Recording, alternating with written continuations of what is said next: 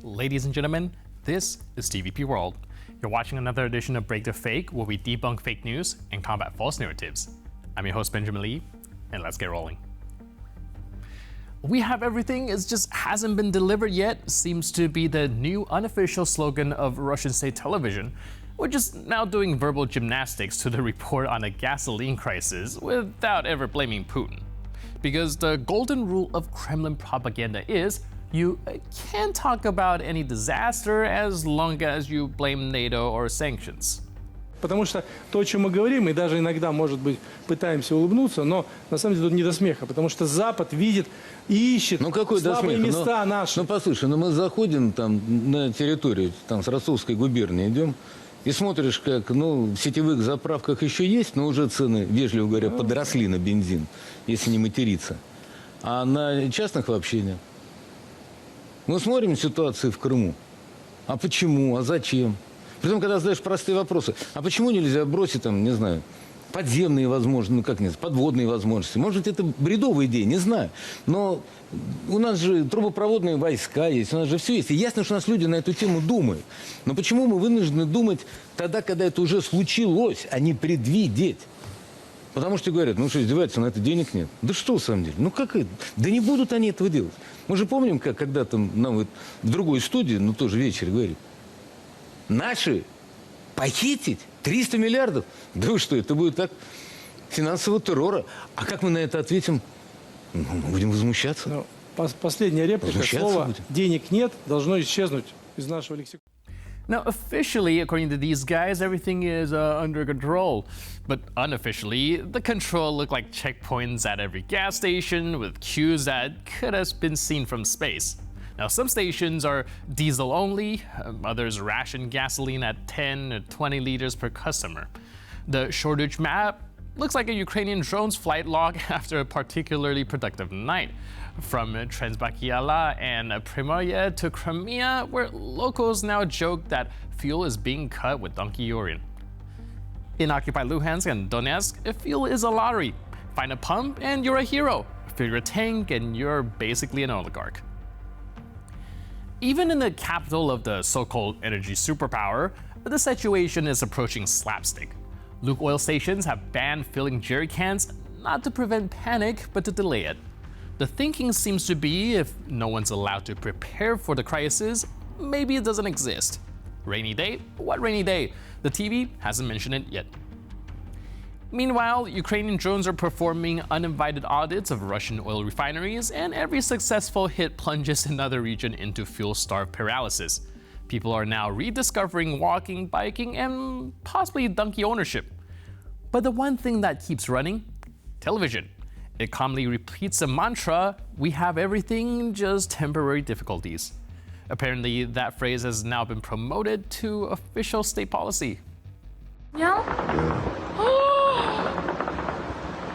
Офигеть!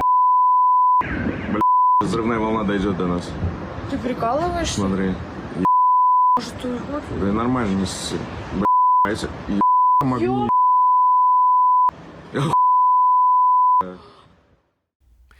As always, the response isn't transparency, but distraction. Telethons about NATO's shadow plots, saboteurs, and flip-flops, or Mercury is retrograde are easier to digest than economic collapse. The next narrative will probably be this. Gasoline shortages are proof of Russian spiritual resilience. Who needs fuel when you can run on patriotism? Or when that fails, prayer? The Kremlin is now airing a new season of its longest-running hit series, We Were Not There. Now, this week's episode stars Dmitry Peskov, who claimed that Europe is blanketly and groundlessly accusing Russia of drone incursions into his airspace.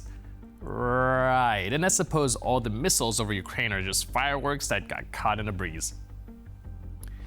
Now, according to Peskov, all these drones must belong to enthusiastic aviation hobbyists who, by sheer coincidence, launch from multiple directions, all converging near NATO borders to, catch a sunrise, smell a sea?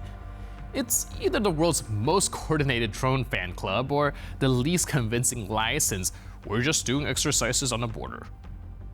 В Европе много политиков, которые склонны сейчас во всем винить Россию. Делают они всегда безосновательно, огульно, ну и так к этим объявлениям мы и относимся.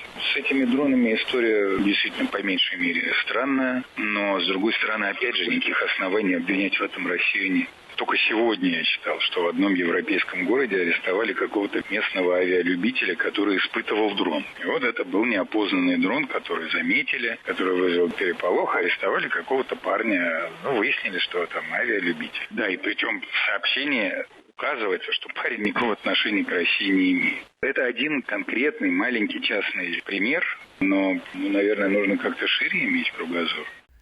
But the timeline speaks louder than Peskov. One need only to look at the chronology of incursions, put it all together, and you get the feeling that the only European route that reliably bypassed sanctions is the route taken by Russian drones. In Poland, a drone exploded over Lublin on August 20th. Less than a month later, 19 more drones, a full tour group this time, breached Polish airspace. Between April and September, Norway reported 4 separate drone sightings.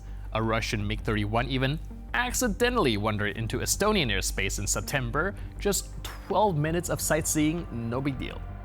Meanwhile, drones were spotted near a Swedish naval base and a Finnish power plant. Either the Kremlin is mapping out Europe's infrastructure, or Russian drones just have a thing for Scandinavian design. Now the EU isn't laughing. Brussels is drafting plans for a literal drone wall, a 100 billion euro shield to keep Moscow's flying headaches out. It might actually become the first wall in history built to stop unsolicited military equipment instead of migrants. And as always, while Russian drones hum across borders and poke NATO installations, Peskov stands at the podium playing dumb. Nothing to see here, he says, while the skies itself says otherwise.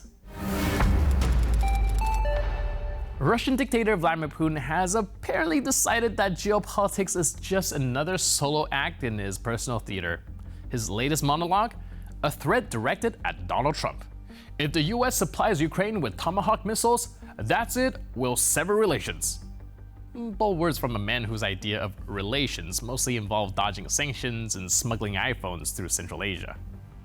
Ну вот сейчас вы говорили об президенте Соединенных Штатов. Ну там были вопросы, связанные, скажем, с обсуждением проблем с поставками новых систем оружия, в том числе дальнобойных систем, высокой точности, это томагавки и так далее. Ну я уже сказал, что это приведет к разрушению наших отношений, во всяком случае наметившихся позитивных тенденций в этих отношениях. Ну, так что я говорю то, что думаю. А как уж там будет складываться, зависит не только от нас и не только от меня. Putin called the move a provocation that could lead to disaster. Translation? The more scared Russia is of Western weapons, the less likely they are to replay their Kyiv in 3 days fantasy. And let's be honest, Moscow's threatened to sever ties the way teenagers threatened to move out. In 2014, sanctions, we're done. 2022, tanks, cut off. 2023, F-16s, well, this time we mean it. Now it's 2025 and Tomahawks are the latest red line. At this rate, by 2026, the only thing the Kremlin will be cutting ties is with oxygen. The underlying hope in the Kremlin is that their old pal from Florida might bring back the golden days of nice tweets, no action. But that plan is glitching. Trump, for all his unpredictability, is now trying to prove that he's not Moscow's errand boy, and suddenly the Kremlin swagger is starting to look more like panic, trying to act tough while stepping on a rake. Meanwhile, back in the real Russia, gas is being rationed, the economy runs on knockoff semiconductors, and military supply chains are held together with duct tape and desperation. The Tomahawk has become more than just a missile, it's a metaphor. A reminder that Russia's days of setting the terms are over, and every new American delivery is a postmark on the end of that delusion. So when Putin talks about rapture, it no longer sounds like power but dread. Because deep down, the Kremlin knows the real missile crisis isn't coming from abroad, it's coming from the slow implosion of a regime that's run out of threats, out of leverage, and out of time.